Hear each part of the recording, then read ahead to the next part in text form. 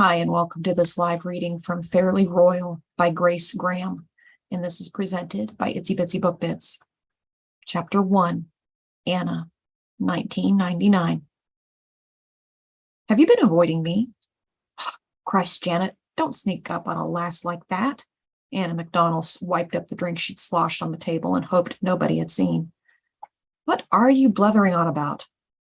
You've been acting weird ever since the Halloween party. Janet Maxwell slid into a chair, her silk dress rustling.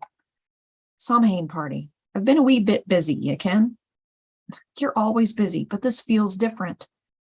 Anna looked around the imposing hall and at the towering vaulted ceilings. The room held a collection of Glasgow's high society members, the posh, dressed in after-5 attire. She hated these stuffy events. The Armistice Day remembrance was combined with the opening of the newly refinished Sir James Blaylock Hall, and the event was hosted by Philip Sutherland, Earl of Arburne. He had yet to make an appearance. Not that Anna was looking for him. I have a lot on my mind. I've got less than 6 months before the estate is open for receptions. The new generator is on back order, and Robbie's making me attend all these bloody events so I can take over the estate marketing because he's too busy. She'd never given a flip for high society, but she would have to make an effort to fit in, or he'd hire someone who could do it better. That wouldn't happen if she had anything to say about it. Her gaze flitted across the grand room. Most of the guests were middle-aged and, in some cases, downright elderly. She and Janet were among the youngest attendees. Then she saw him. Philip Sutherland strode across the grand room, stopping to greet guests as he made his way to the podium on the stage. Are you sure that's all that's going on? Janet pressed. Are you going to quit bothering me? Nope, this is my chance to pester you till you fill me in. Anna made sure nobody was within earshot. I kissed Philip at the party. Janet's mouth formed a perfect O, and her resemblance to a surprised fish was remarkable. You're kidding. Did he kiss back? I thought there was something between you two, but never imagined you had a thing for him. Tell me everything. Ugh, there's not much to tell. I was joking that I'd owe him a kiss for all the help he'd been at the party. We got into a tiff, and when he apologized, I kissed him. And later that night, he kissed me back. 2 kisses? How was it? The best damn kisses I've ever had. Philip was on the stage. His pale blonde hair was swept back from his forehead, and his expression was serious as he looked across the room. His piercing blue eyes were visible even this far away. Do you like him? Janet asked. I've had a wee crush on him since I was in year 9. Ladies and gentlemen, donors and benefactors, I thank you for gathering this evening as we open the newly renovated Blaylock Hall after an 18-month restoration project. Philip's voice came over the speakers, filling the room with his measured voice. Don't think we're done with this conversation, Janet said with a smile before turning to watch. Philip waited as the crowd quieted and the attention focused on him. As Vice Chancellor of Glasgow University, I offer my heartfelt thanks for your generous gifts. We've saved this magnificent building from the wrecking ball with your donations. It's a fitting sight to remember our men and women of the armed forces who gave their lives for our country. We will always remember their sacrifices and preserve their memory, just as we worked tirelessly to preserve this magnificent building. It would have been cheaper to build a new facility, but that wouldn't embody the heart and soul of our history as this one does. Thanks to your generosity, future generations will be connected to our shared history by the language of architecture. Anna listened with half an ear. Her knowledge of history and architecture was, at best, limited. She was happy to watch Philip without the worry of being caught staring. Her interest in him was a light-hearted pastime, a leftover from her teen years. Between Philip's position in peerage and being her brother's best friend, there was little chance he'd pay her any attention. But after the party and the 2 kisses, Anna was distracted by him, and Janet had noticed. Her brother joined them, taking Janet's hand as he sat, his face blossoming with happiness as she scooted her seat closer. Anna was thrilled that Robbie was head over heels in love with Janet, but sometimes their happiness was cloying. My final thanks of the evening go to our sponsor for this event, McDared Distilleries. I thank Robert McDonnell for bringing some of his excellent whiskey for us all to enjoy. Their first release was awarded the Blue Ribbon in the Glasgow Whiskey Awards, and I'm sure you'll be impressed once you've sampled it. Once again, thank you for your support, and I look forward to more preservation projects here at the university in the coming years. Robert turned to Anna as polite applause rang through the room. Have you made your rounds yet? I did one circuit when I got here, but I'm not sure this is the right demographic for the estate, Robbie. We want young folks, not parents and grandparents. We want both. Remember, it's the parents and grandparents who have the money. But I don't know this group.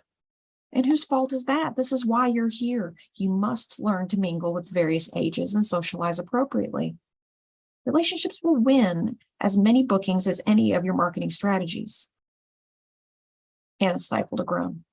She'd rather be attending races, dances, or restaurant openings than stuffy ceremonies like this one, and Robbie knew it.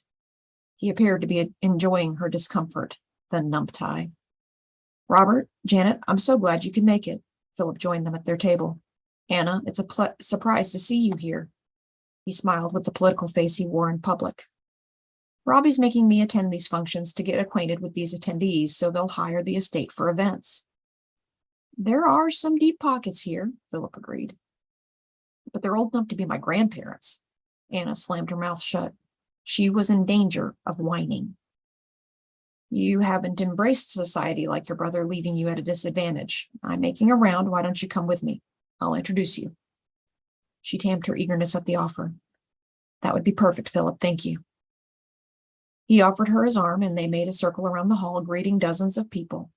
Philip knew everyone. You look lovely tonight, he said. Her outfit had a modern tone unlike the fashion she saw here. She wore a crisp white men's shirt and tight-fitting velvet skirt. If Sharon Stone could get away with it, so could she. The white worked well with her honey blonde hair and set off her green eyes. Going shopping is one of the few perks of attending these events. His mouth twitched in a private smile. On a scale of 1 to 10, how bored are you? Before spending time with you, probably 100. And after? A solid 20. He gave a low, humorous rumble that reverberated inside her. These events are often dry, but you learn to take enjoyment where you can at them. And how do you do that? By appreciating the beauty of a space, a glass of fine whiskey, or a few moments spent with a charming friend. He stopped at Robert's table.